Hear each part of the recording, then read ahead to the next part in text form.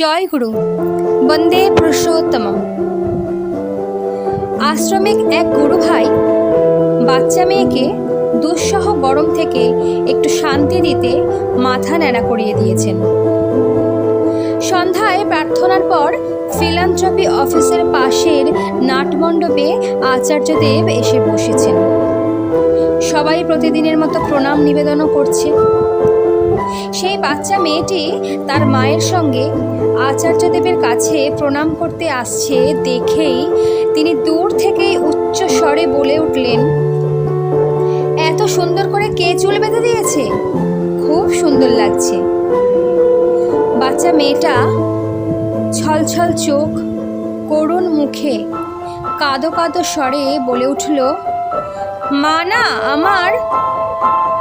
তিনি বাচ্চাটির কথা শেষ করতে না দিয়েই এবার বেশ জোরে বলে উঠলেন, লম্বা চুলগুলো বাঁধায় খুব সুন্দর লাগছে।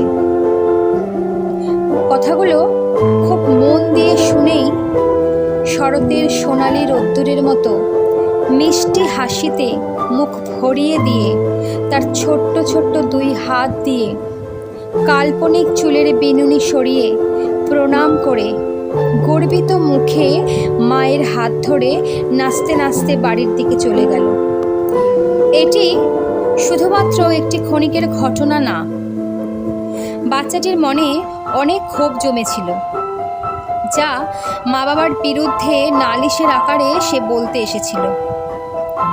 তিনি সেটা ভালোভাবে বুঝে বাচ্চাটির স্বভাবে সেই দোষ স্পর্শ না করিয়ে সান্ত্বনা বাক্যে শিশু মনে আলোর রশ্মি চালিয়ে দিলেন, যা তার মন ও মুখকে উদ্ভাসিত করে মা বাবার প্রতি নির্ভরতা আরও বাড়িয়ে তুলল।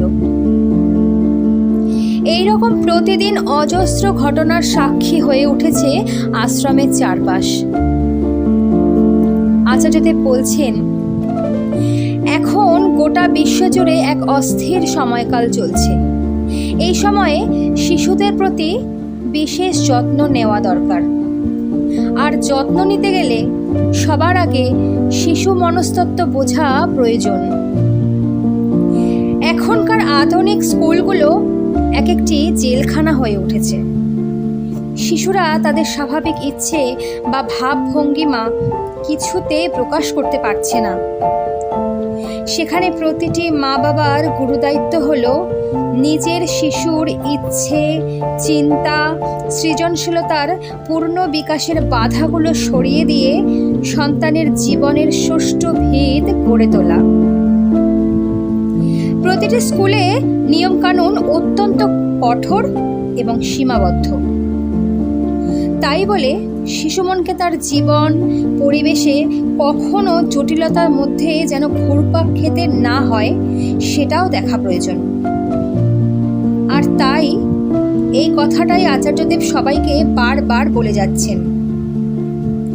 শিশু মনকে বন্দি করে সেই মনে শিকল পরানোতে তার তীব্র আপত্তি। তাই তিনি কতভাবে প্রতিদিন প্রতিনিয়ত শিশুদের হয়ে শিশুদের পক্ষ নিয়ে কথা বলে যাচ্ছেন। প্রতিদিনই ছোট বাচ্চাদের মা বাবাদের নিবেদনের বিষয়ের কোনো একটা হেরফেরে হয়ই না। যেমন কেউ বলছে বাচ্চা খুব দুষ্টুমি করছে, কেউ বলছে খুব চঞ্চল, আবার কেউ বলছে খুব অবাধ্য, বাচ্চার খুব রাগ। এসব আবেদন নিবেদন শুনে তিনি জনে জনে বারবার প্রত্যেক অভিভাবককে শিশুর মন পড়তে পারার ক্ষমতা অর্জন করতে বলছেন। কত বাচ্চা অটিজম, ডিসলেক্সিয়া প্রভৃতি রোগে ভোগে। আচার্যদেব মা বাবাদের নিয়ত উপদেশ দেন কিভাবে তারা বাচ্চার ভবিষ্যৎ একটু ভালো করতে পারে। তার বিশেষ দক্ষতাপূর্ণ শিশু মন বিশ্লেষণের বর্ণনায় উপস্থিত সবার মনের বেদনার তন্ত্রীতে ঘা দিয়ে যায়। কতভাবেই তো তাদের সৃজনশীলতা, তাদের উদ্ভাবনী কল্পনা শক্তি বিকাশের সুযোগটা একদম মাঠে মারা যাচ্ছে। তা ঘরের বড়রা বুঝতেই চায় না। আবার স্কুলেও কঠোর শৃঙ্খলাপরায়ণ শিক্ষক শিক্ষিকারা শিশুদের পড়াশোনার চাপে রাখেন। তাতে বাচ্চার ব্যক্তিত্বের সঠিকভাবে কোনো বিকাশ ঘটে না।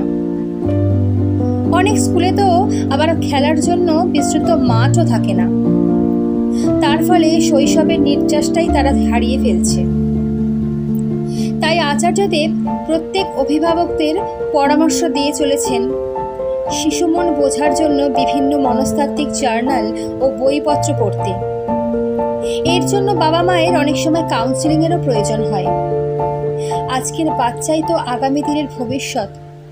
তাই তিনি বারবার করে বলছেন যে বাচ্চার মানসিকতা এবং প্রয়োজনীয়তা বুঝে তাদের সঙ্গে মিশতে হয়, জানতে হয় তাদেরকে সঠিকভাবে।